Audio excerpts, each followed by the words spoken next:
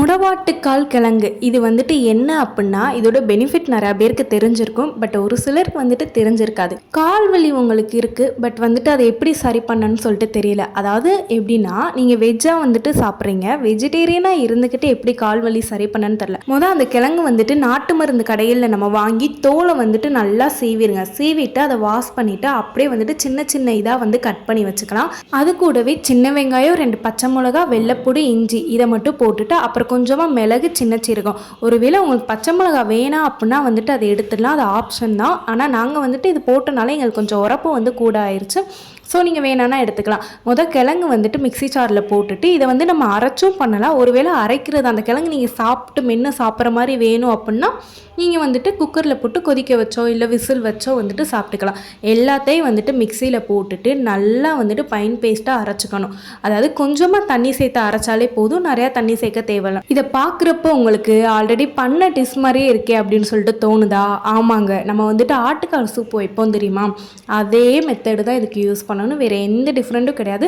So அதே இதை use பண்ணிட்டு அது கூட கொஞ்சமாக மஞ்சள் பொடியும் போட்டுட்டு அப்படியே வந்துட்டு நல்லா அரைச்சி எடுத்துக்கலாம். ஆட்டுக்கால் சூப்னா நாளே வாங்கி நம்ம பண்ணிட்டு இருப்போம்ல.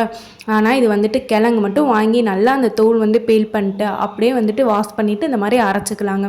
அரைச்சதை அப்படியே வந்துட்டு பேனில் மாற்றிட்டு அது கூட கொஞ்சமாக வந்துட்டு தண்ணி வந்து சேர்த்துக்கலாம். கொஞ்சமாக இல்லை, நிறையாவே நம்ம சேர்த்துக்கலாம். 1 லிட்டர் தண்ணி வந்து அம்மா அதுக்கு யூஸ் பண்ணியிருந்தாங்க. எல்லாமே யூஸ் பண்ணிவிட்டு அப்படியே வந்துட்டு கொஞ்சமாக உப்பு போட்டுட்டு அதை நல்லா கிண்டி விட்டுட்டு அப்படியே மூடி வச்சுட்டாங்கங்க. இது வந்து கொதிக்கிறது நல்லா ஒரு அரை மணி நேரமாச்சும் கொதிக்கணும். அப்போ தான் வந்துட்டு சூப்பராக வரும். ஸோ அரை மணி நேரம் கொதித்த பிறகு வந்துட்டு அந்த இது நமக்கே தெரியும். அது வந்துட்டு எந்த அளவுக்கு சாறு இறங்கிட்டு அந்த இது கொலன்னு வந்திருக்கு அப்படின்னு சொல்லிட்டு. ஸோ கொதிச்சு வரும் தெரியுமா, அப்போ வந்துட்டு நம்ம நல்லா அதை கிண்டி விட்டுட்டு அரை மணி நேரம் நல்லா கால்குலேட் பண்ணிக்கோங்க, அரை மணி நேரம் வந்துட்டு கொதிக்கணுங்க. ஸோ நல்லா வந்துட்டு மடன்னு கொதிச்சு வரும் தெரியுமா, அப்போ வந்துட்டு நம்ம ஸ்டவ் ஆஃப் பண்ணிடலாம். பண்ணிவிட்டு ஒரு அரை மணி நேரம் கழிச்சு இந்த மாதிரி கொதிச்சு வரும்போது வந்துட்டு ஆஃப் பண்ணிட்டு அப்படியே வந்துட்டு அதை எடுத்து கொஞ்சம் நேரம் ஆறவும் எடுத்து பார்த்தோம் அப்படின்னா இந்த மாதிரி கொலன்னு இருக்கும்.